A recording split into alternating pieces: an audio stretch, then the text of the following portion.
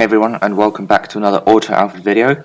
Today we are back with another track guide, today around Spa, of course in Belgium, and a very interesting track, of course, very long, the longest one on the current calendar, and a mixture of high speed, low speed corners throughout the lap, but overall it's actually a low downforce track.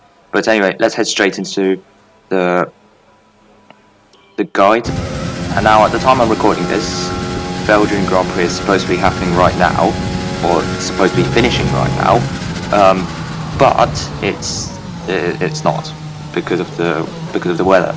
But nothing we can do about that. I can just record this video instead. So to get a good exit, you can go out wide here and then just come back out using third gear, and then keep to the left. So then you can take a direct line to turn one. Braking for turn one, La Source, it's called. You'd brake just before 100 meters or around that sort of area, basically where this white line is, sort of.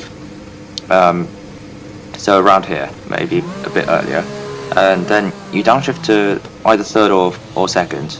So I personally use third, but of course that's driver preference. But heading into turn one, in the game the fastest way around would be to go as close to the curb as possible. I'm not really using it because there will be a bit of a bump as you come off it. In real life, you know, there's so many lines you could take through turn one. Some people may actually go out really wide. Some people go really tight.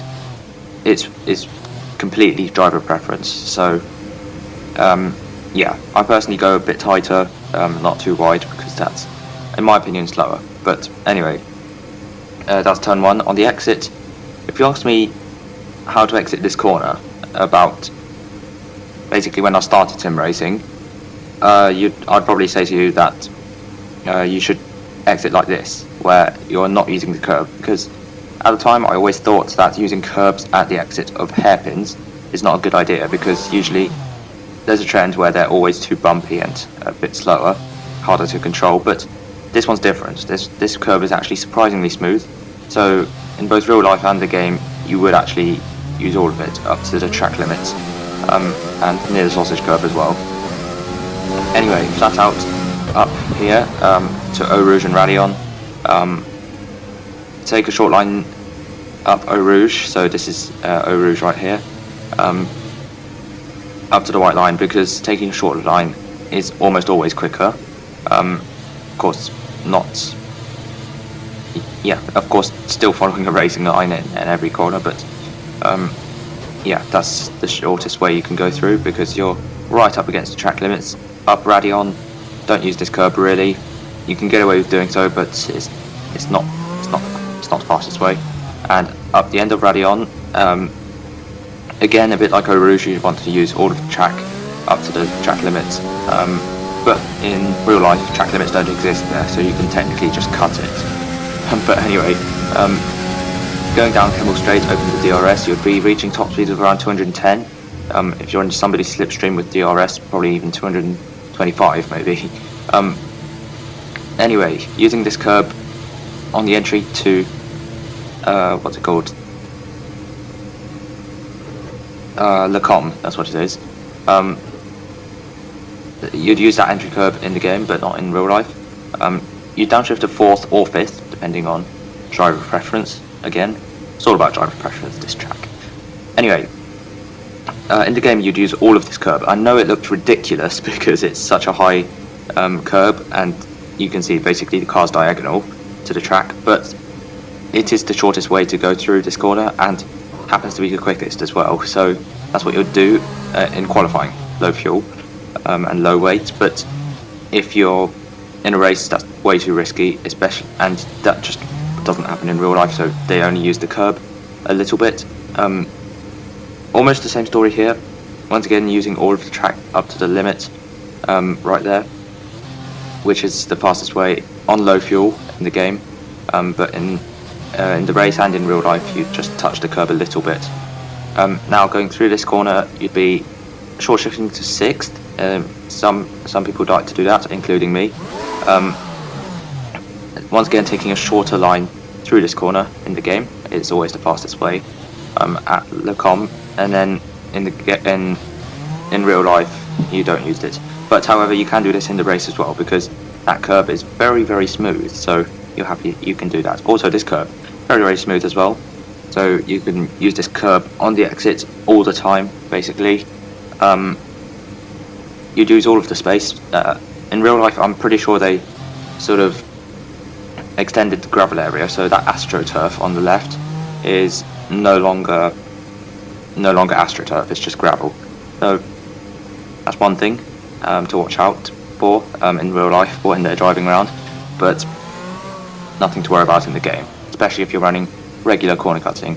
Anyway, going into this corner, you'd want to move your brake bias backwards because it's downhill, very understeery, easy to lock up the fronts, and as a result you also have to brake a bit earlier. Brake at the start of the curb, maybe just a bit later than that, downshift to 3rd gear, and unlike some corners which are similar to this, you don't V-shape it, you take it rounded, because the exit is not important at all.